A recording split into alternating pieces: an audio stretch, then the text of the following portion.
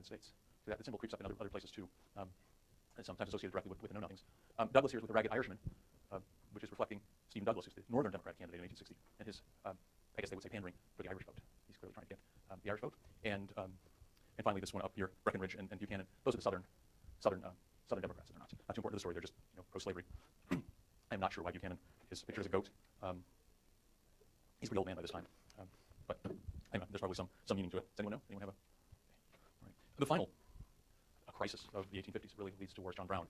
Again, it's Kansas. It's the Kansas-Nebraska Act, the heart of it. It sets off bleeding Kansas.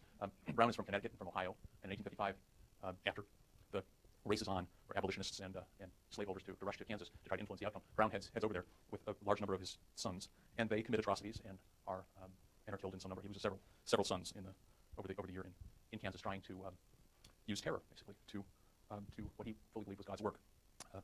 Again, there are people who think that way. In 1859, he attacks Harper's Ferry, Virginia, in the hope of inspiring a slave uprising. So he goes there and he thinks that here he is in Virginia, thinks the slaves will rush to him and he'll be able to arm them, and then they'll march and put down the slaveholder. It's a sad scheme, and it does not work. Among the soldiers sent to put down this pathetic scheme is Robert E. Lee. And at the trial, but what's interesting is in the trial that follows, it comes out that Brown has had financial support from 6 prominent abolitionists, among them William Lloyd Garrison, Theodore Parker, and Thomas Wentworth Higginson. 2 at least of those have claimed that they were pacifists. So this is a very big shock to the South. In the South, you could maybe dismiss him as a crank, but now they're starting to see this very much in conspiratorial terms. People who are claiming to be pacifists are supporting this guy who's certainly from Southern perspective is a terrorist. By the way, this painting is from 1938, not as it should have been 1859, but I think it captures something important. So I'm showing it even though that's admittedly a little bit unfair. Okay, so turning back now to immigrants. We have seen how immigrants have clearly added to the support, have helped the North be in a position to win this war. The next question is what was the role of immigrants in 1860? The election of 1860, which went to Lincoln and precipitated the war. I mean, it is after Lincoln's election that the southern states begin to secede. So the question is, did the immigrants tip the election for Lincoln? And clearly, they did not. Nearly all of the Catholic immigrants would have voted Democratic. We don't have polling data. We have the data that we do have is suggestive of this because we know that counties where there were a lot of Irish immigrants tended to vote against Lincoln. Protestants, on the other hand, probably voted largely Republican. Protestants would have been more German. And again, the German migration is a complicated one, but by this time, there was after 1848, while the Irish were having a famine, the Germans were having liberal revolutions, failed liberal revolutions. So it was common all over Europe. But in Germany, after the revolutions of 1848 failed, many of the leaders wound up in the United States. They're not large numbers of them. They're called the 48ers, but they were unduly effective. They became newspaper editors and shapers of public opinion. So there's very much a liberal wing of the German immigrant community, and that certainly Carl Schurz is an example. He's the guy who is a friend of Lincoln. He's also a general in the Civil War and a cabinet secretary after Lincoln. But he's the author of the famous Dutch plank, which I read before. That the Republican Party is very strongly in favor of immigrants here. It's actually stronger than the Democratic plank in the 1860 election. The Democrats don't feel they have to pander because they have the Democrats on their side. They have the Catholics on their side already. Republicans are trying to make up for it, and they really do reach out to immigrants, is what I'm saying here. But what's important, because of the way the election split, remember that there's a Northern Democrat and a Southern Democrat, as well as one Republican who's only running in the North, and then there's this Constitutional Union candidate who's running mainly in the South, but also I think he's at least on the ballot in the border states. So what that means is that it's important that the states that Lincoln win have lots of electoral votes, and that's what effectively happens. Lincoln carries states like Massachusetts with a really heavy majority, but most of the other states he just barely wins. And by just barely winning the state, he gets all the electoral votes. And so the fact that there were lots of Catholics, even though they didn't vote for Lincoln, they swelled his electoral college votes. And in the end, Lincoln wins, but with only 39% of the vote, just barely short of 40% of the vote. And so here are the states that he carries. You can sort of see the effect here of this is New York, and here we have this is the ratio of foreign-born to native-born white men. And you can see down here, New York City, there's lots and lots of people here, even though the areas are small, and they're flashing red. There are lots and lots of immigrants, and also we know lots and lots of Irish immigrants. Conversely, not so many votes for Lincoln. Right? Lincoln's votes in New York are out here, but he still gets enough. New York is not as urban in this period as it is today. There's still lots of people out in the upstate region. But the point is the one I was making, that where we know there were lots of Irish, there were a smaller proportion of votes for Lincoln. Nonetheless, New York has lots and lots of electoral votes, so it works out. It works out well. Let's see, and then you can see in the election the way it works, like I said before. Lincoln only carries the northern states. Okay, so Lincoln wins then with a hair under 40% of the vote, but that's just where it starts. Winning the election, of course, was the easy part. After the election came a succession of secessions, you'd say it that way. South Carolina secedes right away, followed by 6 other states before Lincoln is inaugurated, and then Fort Sumter, the attack on Lincoln resupplies Fort Sumter in Charleston Harbor, and that somehow goes the South Carolinians into firing on it. After that incident, there are four more states secede, including Virginia, and then the war is on. So how do the Irish then react to the war? Well, poetically, or at least in verse, is one pithy answer.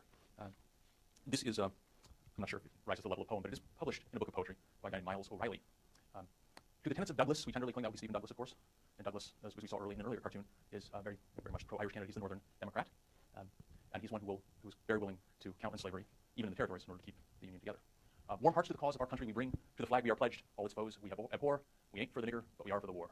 And that, in a pithy and not too pleasant way, really sums up the Irish attitude very, very closely. And we can see it in the way recruitment works. Both sides in this war expect this war to be short. Right? The South expects the war to lose interest. The South expects the North to lose interest very quickly. And they also have a lot of confidence in their martial superiority, all that chivalry that comes from whacking people on the head from behind. And the North has some overconfidence as well, because the South has been threatening secession for a long time and not actually doing it. So maybe they're really not as intent. Lincoln believes there are lots of people in the South who do not want to secede, and he hopes that they will eventually take over the states of the Confederacy. Anyway, they both rely on volunteers, but volunteer has been quotes, as you can see, because what they would do after the initial phase, after a few months they got plenty of volunteers and it didn't matter, but after a few months when the real enthusiasm for the war wore off, what would happen is the federal government would determine how many recruits it needed. It would say how many volunteers it needed, and it would tell each state to go get its share. Right? And then the states would then portion them up among the counties and so on. Right? And so the counties would offer bounties for enlistment. Well, later, as the war drags on, the states and the federal government also offer these bounties. But right from the beginning, if the county is unable to get enough volunteers, they start to offer bounties in order to encourage people to volunteer. So it's not an entirely voluntary system, as you can see. There's, in a sense, a draft from the start. And counties can do that. Counties do, in some cases, draft if the bounties don't actually work. But this changes in 1863 with the National Enrollment Act that we'll talk about a little bit later. Also of interest is that if you are, well, I can talk about it in the case of the Enrollment Act later. What I want to get to, time that we have, is to contrast the way recruitment works in the German community from how it works in the Irish community. Right? So here's a poster, which I translated, which I had translated. A rare opportunity for active service. This regiment is recruited especially for General Sigel and commanded by capable officers. General Sigel, by the way, is a hero at this time. He is credited with having at least played an important role in keeping Missouri on the right side of the war. He raised a regiment or five, just at the outbreak of the war, and managed to keep the governor from taking the state into secessionist hands. So he's a big name. Citizens of the United States, hurry to arms before it's too late. Hurry to rip away from the rebels the flag of treason. Let us raise our voice in unity, add our names to the honor roll therewith to contribute to decide the struggle for the fatherland and freedom. Bounties and support immediately upon enlisting. Pay rations and care from the date of swearing in. So you can see this is an appeal to patriotism, right? I mean, yes, there are bounties, of course, but everybody has to make a living. This is primarily an appeal to patriotism, to rip away from the rebels the flag of treason. Okay, so this is the appeal to Germans. This is the appeal to the Irish. Irishmen, remember the city of the broken treaty. Let's see, that's remember Fontenoy. Where is it on here?